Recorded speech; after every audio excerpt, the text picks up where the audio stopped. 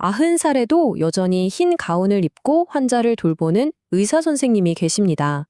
60년이 넘는 세월 동안 몸과 마음을 돌봐온 분인데요. 과연 그분이 평생에 걸쳐 깨달은 건강의 지혜는 뭘까요? 바로 이 한 문장. 이게 오늘 이야기의 핵심입니다.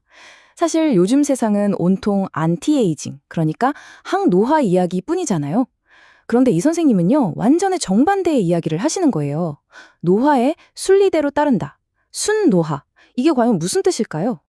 자, 그래서 첫 번째로 나눠볼 이야기는 바로 순노화입니다. 나이가 들면 눈도 좀 침침해지고 귀도 잘 안 들리고 기력도 예전 같지 않잖아요. 근데 이게 병이 아니라는 거예요. 지극히, 아주 지극히 자연스러운 변화라는 거죠.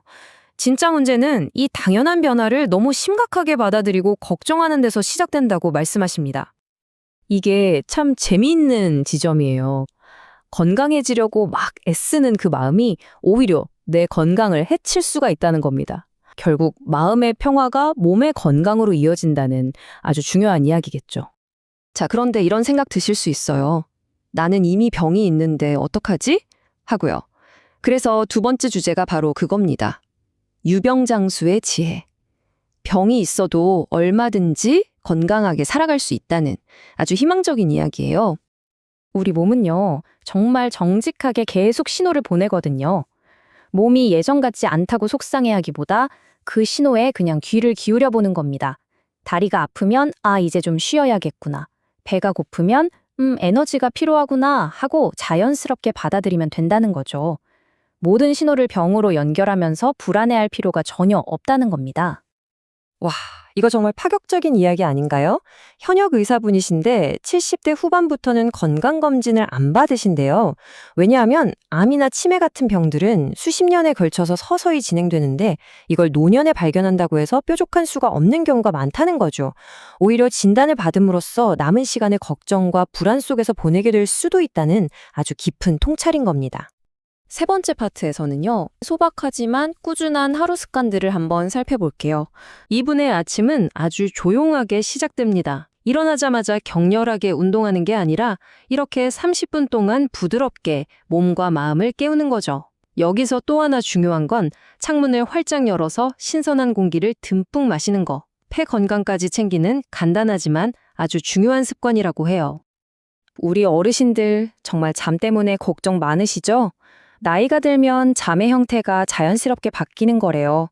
밤에 깊이 못 자더라도 낮에 잠시 조는 깜빡잠으로도 충분하다는 겁니다. 몇 시간을 잤느냐에 집착하기보다 오늘 하루를 얼마나 만족스럽게 보냈느냐가 훨씬 더 중요하다는 말씀이죠. 식사 원칙은 더 간단합니다. 소식하고 천천히 씹고 시간을 갖는 거요. 우리 몸은 사실 배부른 상태보다 살짝 배고픈 상태에 더 익숙하게 진화해 왔다고 해요. 그러니까 좀 아쉬운데 싶을 때 숟가락을 딱 놓는 거죠. 그게 우리 위를 가장 편안하게 해주는 비결이라고 합니다. 특히 이 30분이라는 숫자 꼭 기억해 주세요.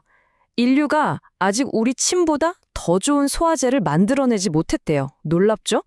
그러니까 천천히 30분 동안 식사하면서 충분히 씹는 것만으로도 최고의 소화제를 내가 직접 만드는 셈인 겁니다.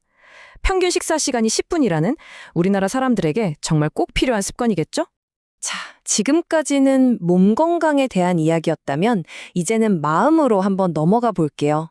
사실 이게 더 중요할 수도 있어요.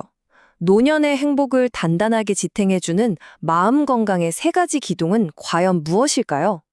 건강, 그리고 어느 정도의 돈. 그리고 이 셋 중에서 어쩌면 가장 중요할 수도 있는 것, 바로 사회적인 인간관계입니다. 가족이나 친구는 물론이고요. 사회에 내가 무언가 기여하고 있다는 느낌, 즉 삶의 보람이 있어야 진짜 살아있는 인생이라는 거죠. 자, 여기서 정말 중요한 개념이 하나 나와요. 나이가 들면 혼자 있는 시간이 자연스럽게 늘어나잖아요. 이때 느끼는 부정적인 외로움은 고독감이라고 하고요. 혼자 있는 시간을 즐기고 창조적으로 활용하는 힘은 고동력이라고 부릅니다. 하나는 우리를 갉아먹는 감정이고 다른 하나는 우리를 성장시키는 능력이죠. 완전히 다른 겁니다. 그럼 이 고동력은 대체 어떻게 키울 수 있을까요? 방법은 의외로 간단합니다. 바로 독서와 좋은 다큐멘터리 시청을 추천하시더라고요. 생각해보세요.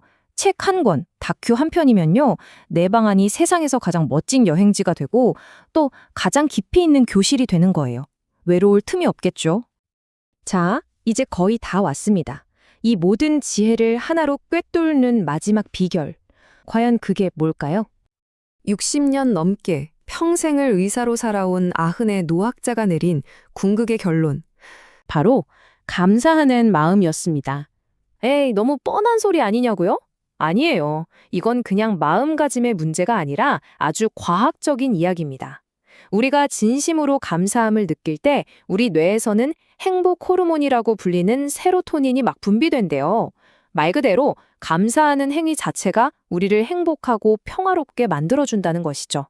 오늘 하루 이렇게 살아 숨쉬는 것, 모든 것에 감사하는 마음이야말로 최고의 건강 비법인 셈입니다. 여러분께 이 질문을 꼭 드리고 싶습니다. 오늘 하루 여러분을 미소 짓게 한 작은 감사는 무엇이었나요?